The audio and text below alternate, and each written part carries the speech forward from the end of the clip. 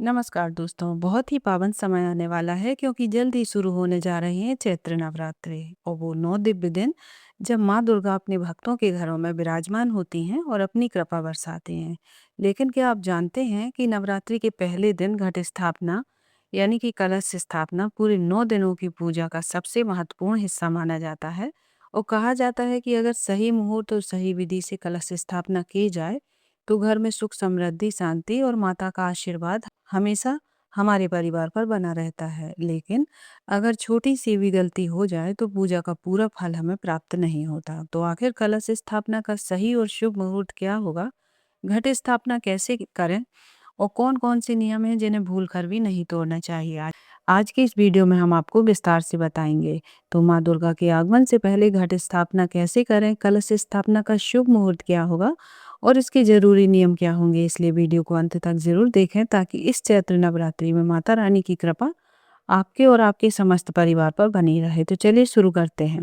इस बार प्रतिपद अतिथि 19 मार्च दिन गुरुवार को सुबह 6:54 से शुरू हो रही है। इससे पहले तक अमावस्या तिथि रहेगी। प्रतिपद तिथि का समापन होगा 20 मार्च शुक्रवार को सुबह 5:52 से, क्योंकि गुरुवार को इस बार चैत्र नवरात्रि शुरू हो रही है। तो ऐसे में क्या महिलाएं इस दिन सिर धोकर स्नान कर सकती हैं, तो यह भी आप आगे वीडियो में जानेंगे। तो उदय तिथि के अनुसार प्रतिपदा तिथि 19 मार्च गुरुवार से है, तो इस बार चैत्र नवरात्रि 19 मार्च दिन गुरुवार से शुरू होगी और नवरात्रि व्रत का समापन होगा 27 मार्च शुक्रवार को नवमी के दिन पर। गुरुवार के दिन से ही नवरात्रि प्रारंभ हो जाएंगी। तो इस बार माता की सवारी पालकी होगी। पालकी पर सवार होकर आना बहुत ज्यादा शुभ तो नहीं माना जाता, लेकिन ऐसे में यदि भक्त 9 दिनों की विधि विधान से माता की पूजन अर्चना करते हैं और नियमों का पालन करते हुए कथाओं का श्रवण करते हैं, व्रत रखते हैं, तो उनके जीवन में शुभता आ सकती है। पहले दिन कलश स्थापना की जाती है, जो कि हमेशा शुभ मुहूर्त में ही करनी चाहिए। और इस बार चैत्र नवरात्रि में कलश स्थापना 19 मार्च दिन गुरुवार को ही की जाएगी और नवरात्रि के प्रथम दिन माँ भगवती के प्रथम स्वरूप माँ शैलपुत्री की पूजा की जाएगी। कलश स्थापना 2 शुभ मुहूर्त में की जा सकती है, जिसमें पहला शुभ मुहूर्त होगा 6:54 से और 7:53 तक रहेगा और दूसरा शुभ मुहूर्त अब जो अभिजीत मुहूर्त होगा जो कि दोपहर 12:10 से 12:58 तक रहेगा। कलश स्थापना यदि शुभ समय सुबह के समय कर रहे हैं तो यह ध्यान रखिएगा कि सुबह 6:53 तक अमावस्या तिथि रहेगी, तो इसलिए अमावस्या तिथि में कलश की स्थापना करने से बचें। जो भी शुभ मुहूर्त बताए गए हैं उसी में कलश की स्थापना कर सकते हैं। तो नवरात्रि के प्रथम दिन स्नान आदि करके साफ सुथरे वस्त्र धारण कर लें और इसके बाद माता रानी की चौकी हमें जहाँ भी लगानी है उस स्थान को अच्छे से चयन कर लेंगे। चयन करने के बाद उसे अच्छे से साफ सुथरा कर लें, क्योंकि एक बार माता रानी की चौकी लगाने के बाद पूरे 9 दिनों तक हम इसे हिलाएंगे डुलाएंगे नहीं। तो यहाँ पर मैंने एक चौकी लगा ली है, लाल रंग का वस्त्र बिछा लिया है उसके ऊपर। अगर आपके पास माता रानी की कोई भी मूर्ति है, विग्रह है या फिर उनका फोटो है, तो आप उससे पूजा कर सकते हैं। नई लेने की कोई भी जरूरत नहीं है। और अगर कोई पुरानी फोटो मूर्ति आप है तो आप उन्हें विराजमान भी कर सकते हैं और उनका पूजन भी कर सकते हैं। तो यहाँ पर माता रानी को हम अच्छे प्रकार से स्नान कराएंगे। तो माता रानी को गंगा जल युक्त जल से अच्छे प्रकार से हमने माता रानी का अभिषेक कर दिया है। इसके बाद हम माता रानी का दूध से अभिषेक कर देंगे। आप चाहें तो पंचामृत से भी अभिषेक कर सकते हैं। माँ दुर्गा को अभिषेक अति प्रिय होता है। हाँ देखिए, हमें उबला हुआ दूध भूल से भी इस्तेमाल नहीं करना है, क्योंकि किसी भी भगवान का हो हमें कच्चे दूध से ही अभिषेक करना चाहिए। तो अब दूध से अभिषेक करने के बाद वापस से शुद्ध जल से हम माता रानी का अभिषेक करेंगे और इसके बाद आप देखिए, अभिषेक की कोई भी वस्तु माता रानी की मूर्ति पर नहीं लगी होनी चाहिए। और यह जो चरणों में गिरता हुआ जल है इसे हम प्रसाद स्वरूप में ग्रहण कर लेंगे और थोड़ा-सा मस्तक पर भी लगाएँगे। तो इसके बाद माता रानी का अच्छे प्रकार से अंग पोषण करेंगे। माता रानी को स्नान कराने के बाद इस जल को आप किसी भी पौधे में डाल सकते हैं। यहाँ-वहाँ भूल से भी ना फेंकें क्योंकि यह जल बहुत ही पवित्र माना जाता है। और अगर आप चाहें तो इसे थोड़ा-थोड़ा प्रसाद स्वरूप में अपने सभी परिवारजनों में बाँट सकते हैं। तो अब थोड़े से पुष्पों का हम यहाँ पर आसन देते हुए माता रानी को विराजमान करेंगे। आसन दिया है तो आप चाहें तो अक्षतों का आसन भी लगा सकते हैं और इसके बाद माता रानी का जयकारा लगाते हुए हम माता रानी को विराजमान कर देंगे और थोड़े से पुष्पों का आसन देते हुए प्रथम पूज्य गणपति जी को स्थापित करेंगे। अगर आपके पास गणपति जी की मूर्ति ना हो तो आप सुपारी से भी गणपति जी बनाकर स्थापित कर सकते हैं। और देखिए इसके बाद हमें लेने हैं थोड़े से चावल। आप जिस भी चावल का प्रयोग कर रहे हैं वह चावल खंडित नहीं होने चाहिए, अक्षत यानी कि पूर्ण चावल होना चाहिए, जो कि यहाँ पर देखिए नवरात्रि में कलश स्थापना बहुत जरूरी होती है। कलश स्थापना करने के लिए हमें अब क्या करना होगा, थोड़ी सी चावलों की यहाँ पर ढेरी लगा लेंगे। आप चाहें तो अष्टदल कमल बना सकते हैं उन्हीं चावलों के ऊपर और उसके ऊपर कलश स्थापित कर सकते हैं। यहाँ पर मैंने एक मिट्टी का कलश ले लिया है। आप चाहें तो तांबे का भी ले सकते हैं, पीतल का भी ले सकते हैं और या फिर मिट्टी का भी ले सकते हैं। और इसके कंठ पर हमें अब मौली धागा बांध लेना है। 9 बार लपेटते हुए मौली धागा बांध लेंगे। 9 बार लपेट लें, 3 बार लपेटते हुए इसके कंठ पर मौली धागा बांध देंगे। इसके बाद रोली से हम कलश के ऊपर स्वास्तिक का चिन्ह बनाएंगे। कलश के ऊपर श्री या ओम भी लिख सकते हैं। वैसे स्वास्तिक का चिन्ह बहुत ही शुभ और मंगल माना जाता है। कलश के अंदर हमें सबसे पहले गंगा जल की 2-4 बूंदे डालने होते हैं। कुछ लोग ऐसे होते हैं जल के ऊपर से गंगा जल मिलाते हैं, ऐसा नहीं करना चाहिए। आप पहले गंगा जल डालें, इसके बाद में कलश को शुद्ध जल से कंठ तक भर लें। अब इसके बाद में हमें कलश के अंदर एक हल्दी की गांठ, 1 रुपए का सिक्का, सुपारी, थोड़ी सी अक्षत, थोड़ी सी रोली कलश के अंदर हमें डालना होगा। और आपके पास अगर हल्दी गांठ ना हो तो आप हल्दी का पाउडर भी 1 चुटकी डाल सकते हैं। तो अब देखिए माँ भगवती के पूजन में दूर्व घास का बहुत विशेष महत्व होता है। तो यहाँ पर दूर्व घास आपको मिल जाए तो वह कलश के अंदर थोड़ी सी जरूर से डालना है। अब इसके बाद 1 लौंग का जोड़ा डालना है, इलायची डालना है और फूल कलश के अंदर डालना है।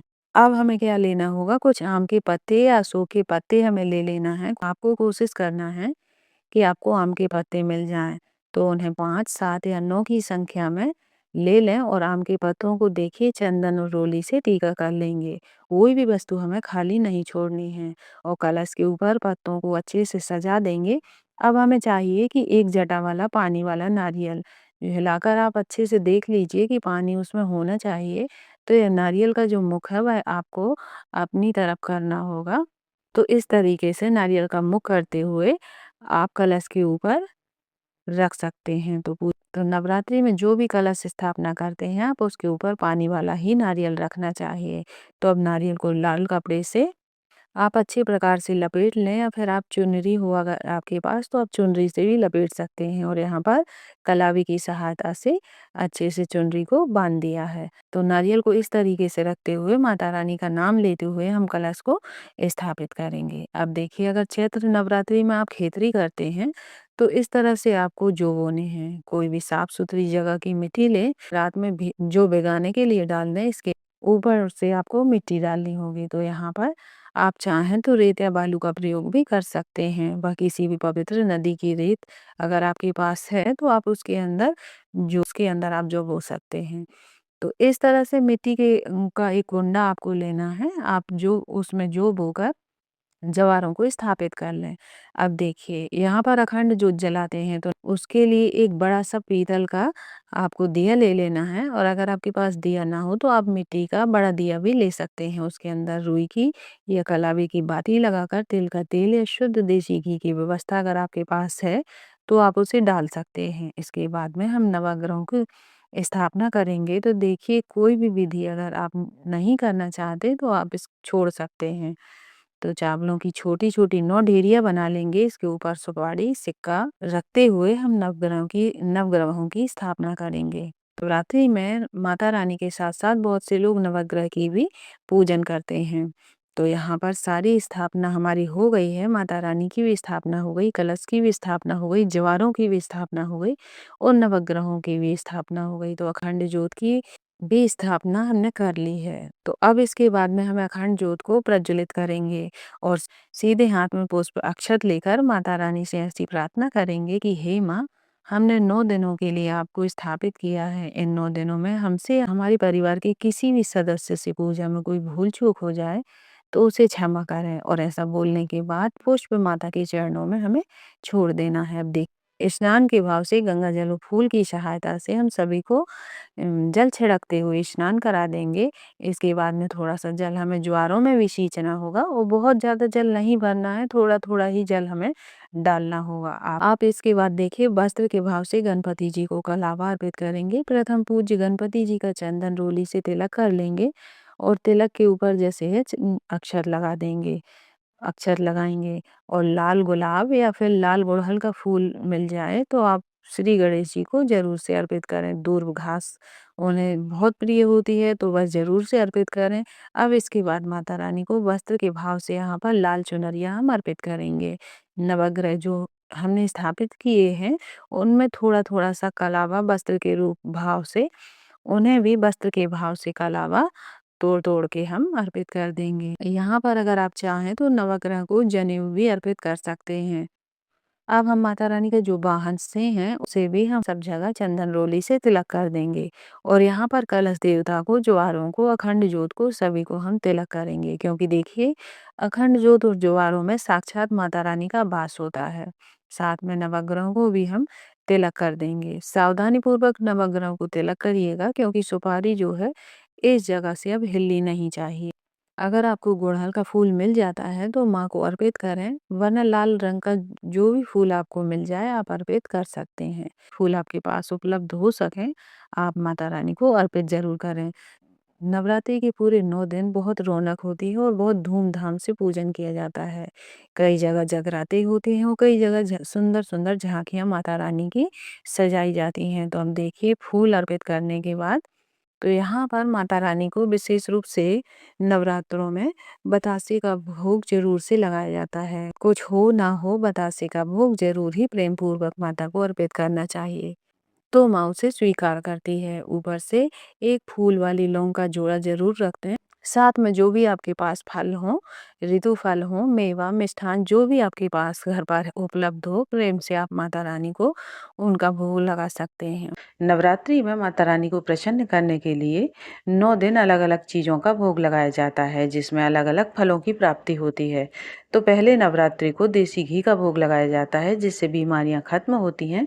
दूसरे नवरात्रि को बतासे का भोग लगाया जाता है, जिससे दीर्घायु मिलती है।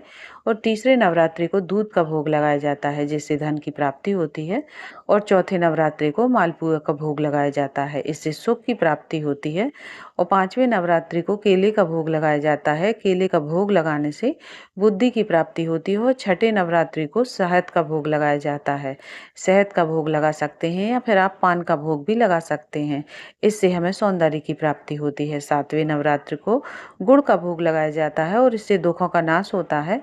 आठवें नवरात्रि को नारियल का गोले का भोग लगाया जाता है, इससे मनोवांछित फल की प्राप्ति होती है। और नौवें नवरात्र को यानी आखिरी नवरात्र को हलवा पूरी चने का भोग लगाया जाता है, माता रानी को खुश किया जाता है।